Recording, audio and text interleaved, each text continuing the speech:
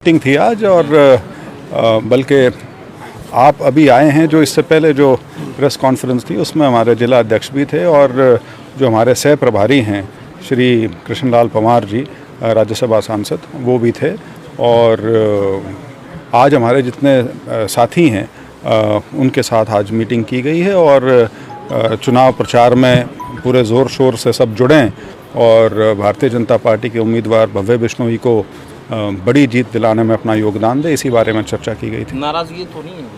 ऐसा तो नहीं है? नाराजगी तो जी मानव स्वभाव है, थोड़ी बहुत चलती रहती है। मेरे को तो नहीं है, लेकिन लोग कुछ दोस्तों को थी कुछ। अच्छा मना लिया या अभी है? ना मैंने, वो तो मेरे साथ उनका दिल से जुड़ाव है, कोई ऐसी बात नहीं है। वो तो उसी नाते आज मिले थे और सब पूरे जोर शोर से प्रचार करेंगे। बड़े आपके सामने ही भव्य ने चुनाव लड़ा जी लोकसभा का, तो आप मानते हैं कि प्रॉपर तरीके से आप जुट पाएंगे? अब तो एक मत हो पाएगा सारा?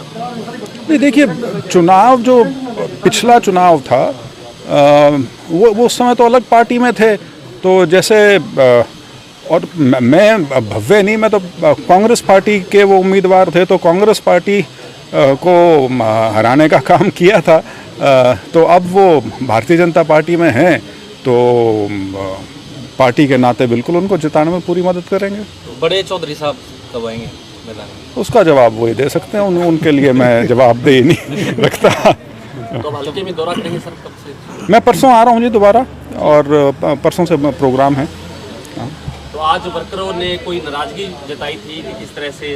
तो कुछ मन मुटाव था, क्योंकि यहाँ पे जिस प्रकार के बैनर पोस्टर वगैरह लगे थे, उस टाइप की छोटी चीज़ें, मैंने कहा इनको दिल पे नहीं लगाना चाहिए, इन चीज़ों में कुछ नहीं होता। लेकिन हाँ, इस संबंध में था कुछ लोगों को मलाल। आप सांसद हैं हिसार के, जी प्रोटोकॉल के हिसाब से फोटो लगना चाहिए था, जो नहीं लग पाया। हाँ जी, मैं उसको लेकर के भी नहीं, वही और मैं उसमें यही कहता हूँ कि आदमी को शिष्टाचार जरूर निभाना चाहिए। पार्टी राजनीति अपनी जगह है, लेकिन जो एक जिसको आप प्रोटोकॉल कह लें या शिष्टाचार कह लें, वो कुछ ऐसी चीज़ें हैं जिनका सिर्फ ध्यान रखा जाना चाहिए।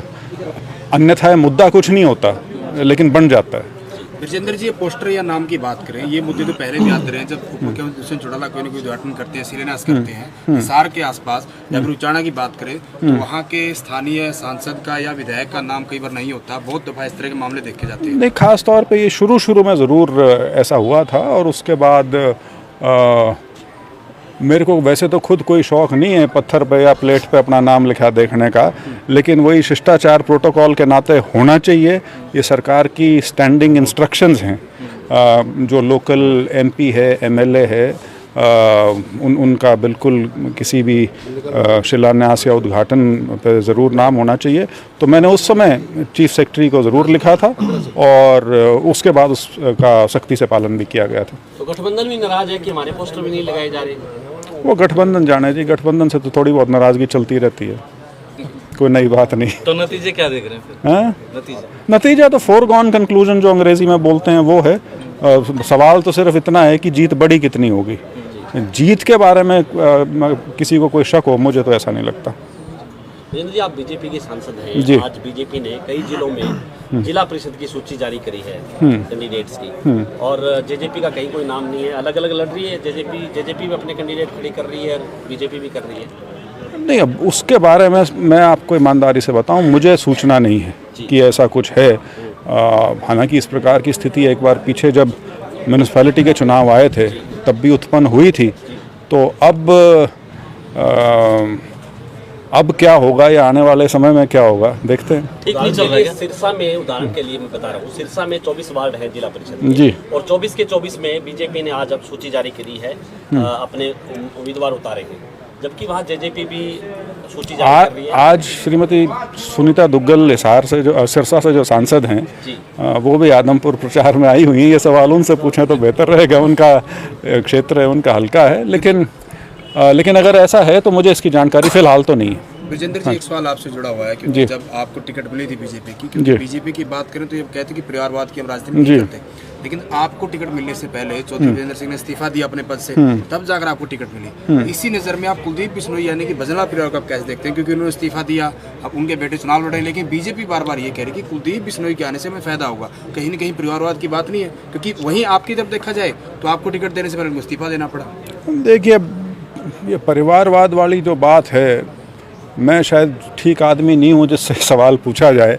हालांकि मेरी तो खुद की जो जद्दोजहद थी मेरी ज़िंदगी की, वो यही थी कि मैं अपना कुछ ऐसा करूं कि लोग ये ना कहें कि ये फलाने का छोरा है।